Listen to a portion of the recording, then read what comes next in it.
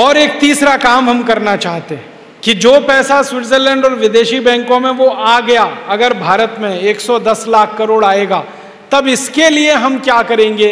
इस पैसे को भारत माता के नाम से एक ट्रस्ट बनाकर, भारत माता के नाम से एक कोष बनाकर उसमें जमा करेंगे। सरकार के खजाने में नहीं रखेंगे इस पैसे को, फिर लुट जाएगा, पता ही नहीं। और उस खजाने पर, उस कोष पर नागरिकों का नियंत्रण होगा, माने जो नागरिक हैं वो सीधे इसको कंट्रोल करेंगे।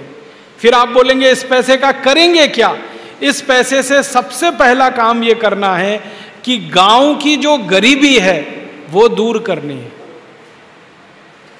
84 करोड़ लोग जो गरीब हैं वो सबसे ज्यादा गांव में हैं। गांव के लोगों की गरीबी दूर करनी है। कैसे दूर होगी? 6,38,365 गांव की गरीबी दूर करनी है। तो सबसे पहला काम हम ये करने वाले हैं कि ये जो 110 लाख करोड़ रुपया है, इसका खर्चा करके गांव गांव में उद्योग शुरू करने हैं। गांव गांव में उद्योग। अभी जो उद्योग हैं वो शहरों में हैं। भोपाल में उद्योग हैं, इंदौर में उद्योग हैं, ग्वालियर में हैं, उज्जैन में हैं, दिल्ली में हैं, बनारस में है, इलाहाबाद। बड़े शहरों में तो उद्योग हैं, छोटे गांवों में कुछ नहीं है। इसलिए गांव के लोगों को भाग भाग कर शहर में आना पड़ता है रोजगार के लिए। कितने दुख और तकलीफ की बात है कि कोई व्यक्ति अपना घर परिवार छोड़कर दूर शहर में जाकर नौकरी के लिए परेशान होता है, और उसकी परेशानी इतनी जबरदस्त होती है कि गांव से आदमी जब शहर चला जाता है रहने के लिए, तो शहर के सबसे गंदे इलाके में रहता है, जिसको झुग्गी झोंपड़ियां कहते हैं। उन झुग्गी झोंपड़ियों में हम पैदल नहीं निकल सकते, नाक पर रूमाल रखना पड़ता है, इतनी बदबू आती है। वहां हमारे गांव के लोगों को रहना पड़ता है सालों साल, नौकरी की तलाश में, रोजगार की तलाश में। हम इसको उल्टा करना चाहते हैं। नौकरी और रोजगार के लिए किसी को गांव से भागकर शहर नहीं जाना पड़े, गांव में ही सबको रोजगार मिले, ऐसी व्यवस्था करना चाहते हैं। तो आप बोलेंगे गांव में क्या क्या उद्योग हो सकते हैं? गांव में बहुत उद्योग हो सकते हैं। जैसे मैं नाम के लिए बताऊं, गेहूं पैदा होता है गांव में कि शहर में? गांव में। गेहूं पैदा होता है तो उस गेहूं का आटा भी बन सकता है गांव में? नहीं बन सकता। जो शहर में आटा बनाने की चक्कियां लग सकती हैं, फ्लोर मिल लग सकती है, वो गांव में भी लग सकती है? नहीं लग सकती। बिजली की व्यवस्था अगर गांव में हो जाए तो गेहूं से आटा बनाने का काम गांव में ही हो सकता है। अगर गेहूं का आटा बनकर गांव से शहर में बिकने को जाए तो गेहूं तो बिकता है 10-11 रुपए, आटा बिकता है 25 रुपए। तो किसानों को फायदा होगा कि नहीं? डबल। तो हम किसानों को क्या समझाना चाहते हैं? गेहूं पैदा करो, गेहूं मत बेचो, आटा बेचो। क्योंकि गेहूं बेचने में लाभ नहीं है, आटा बेचने में लाभ है। ऐसे ही दूध कहां होता है? गांव में। जानवर सबके पास गांव में। तो हम किसानों को कहना चाहते हैं कि दूध बेचना है तो दूध मत बेचो, दूध के सामान बना के बेचो। दूध में से घी निकलता है, मक्खन निकलता है, दूध का दही बनता है। आपको मालूम है हमारे देश में एक विदेशी कंपनी है, उसका नाम है नेस्ले। वो दिल्ली के आसपास के गांव से दूध लेती है 12 रुपए लीटर, और उस दूध का दही जमाती है और उसको बेचती है 65 रुपए किलो।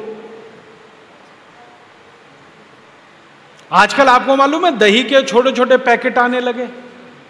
65 रुपए किलो का दही बेच लेती है वो कंपनी दिल्ली में।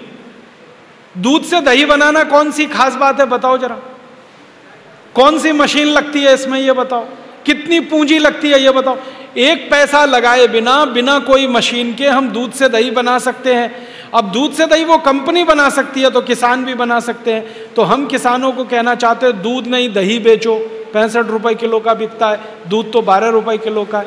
दूध नहीं घी बेचो, 300 रुपए किलो बिकता है, दूध तो सिर्फ 12 रुपए किलो बिकता है। मक्खन बेचो, माने दूध से बनी हुई चीजें गांव से तैयार होकर शहरों में बिकें। कपास है, कपास गांव में होती है ना, तो तो कपास का सूत बनाएं। गांव में हो सकता है, चरखा चलाने का काम इस देश के लोगों ने बहुत समय तक किया। गांधी जी के जमाने में गांव गांव चरखा चलता था, सूत बनता था। वो सूत से कपड़ा गांव में तैयार हो तो कपास ना बिके गांव से जाकर, कपड़ा बिके गांव से जाकर। कपास बिक जाती है 10-12 रुपए में, और उसी से कपड़ा तैयार करें और वो बेचें, वो बिकता है 70-80 रुपए में। मतलब मेरे कहने का यह है कि जो कच्चा माल गांव में तैयार होता है वो सीधे गांव से बाहर ना बिके, पक्का माल वो गांव में ही बने। तो मैंने इसकी एक सूची बनाई तो पता चला 100 उद्योग हर गांव में लग सकते हैं। 100। कपड़ा बनाने का, दूध से दही बनाने का, गेहूं का आटा तैयार करने का, मसाले तैयार करने का, तेल तैयार करने का। सरसों तो गांव में ही होती है ना, तो तेल गांव में निकल सकता है। तेल के डिब्बे बन बन के शहर में बिक सकते हैं। तो 100 ऐसे उद्योग हर गांव में लग सकते हैं। और हर गांव में 100 उद्योग लग गए तो फिर बताओ रोजगार मिलेगा कि नहीं, बेकारी खत्म होगी कि नहीं। और जिसका रोजगार पक्का हो गया, जिसकी बेरोजगारी खत्म हो गई, उसकी गरीबी भी खत्म हो जाएगी। तो ये जो 110 लाख करोड़ रुपए हमें लाना है विदेशी बैंकों से, इस पैसे को गांव गांव के उद्योग लगाने के लिए खर्च करना है।